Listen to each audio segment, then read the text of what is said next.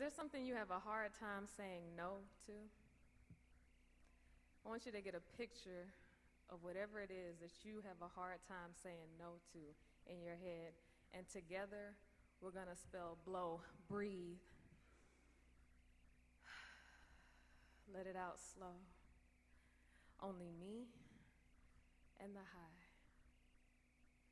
Where did all the people go? Maybe it happened when I was busy running around, trying to find new ways to ignore the buzzing sound, the burning sensation within my chest.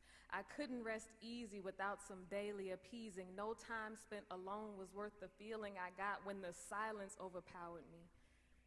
And I couldn't find the motivation to stop the cycle of responses to any series of requests or reprimands. All I could seem to say was yes. Okay, I can do that. And was finally at a point where those canned responses were no longer fact. I was losing myself in the act of being available to others, in the act of loving my sister and brother. My responses were canned, no longer fact. I was losing myself in the act. Breathe.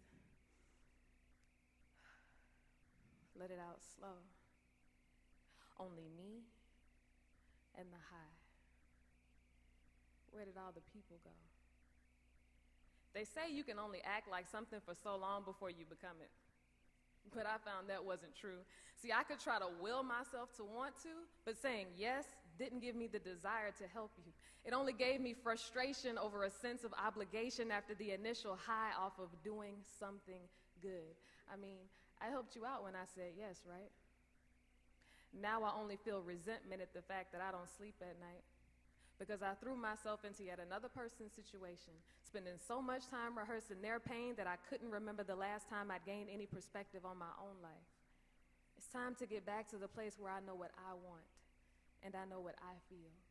I know what's counterfeit and I know what's real. Breathe. Let it out slow. Only me and the high. I'm learning how to say no.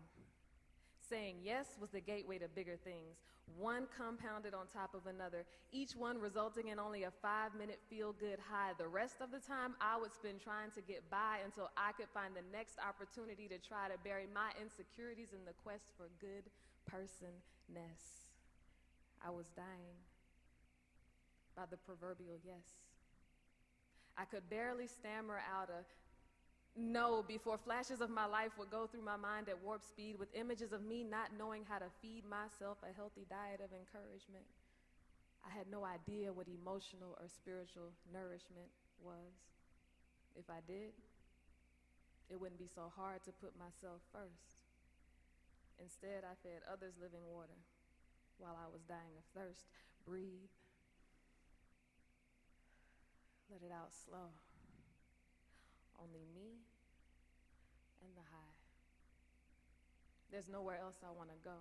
Because here is where I learned that having a backbone and being a Christian are not antonyms. And I can rest in knowing how to save a life like the fray. I could finally keep the thoughts at bay that try to get me to say yes without hesitation to other folks' situations. This new reality was good, but it felt weird, because I'd never really known what it meant to love him more than the people he made. I learned the reason I stayed was because, truthfully, I was programmed to say yes.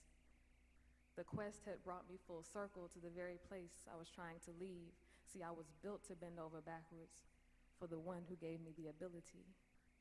You got a problem with how I act? There's a program for that.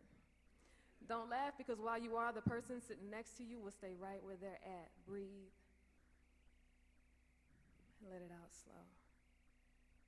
Maybe it happened when I was busy running around, trying to find new ways to ignore the buzzing sound, the burning sensation within my chest. I couldn't rest easy without some daily appeasing. No time spent alone was worth the feeling I got when the silence overpowered me. Now I know how to be bold silently. I know the power of my consent, and I don't give it whimsically. I give it freely to the one who made me. Everyone else is simply a beneficiary of the life I choose to live, the one I choose to give, so that others might know the freedom of the sun. Breathe.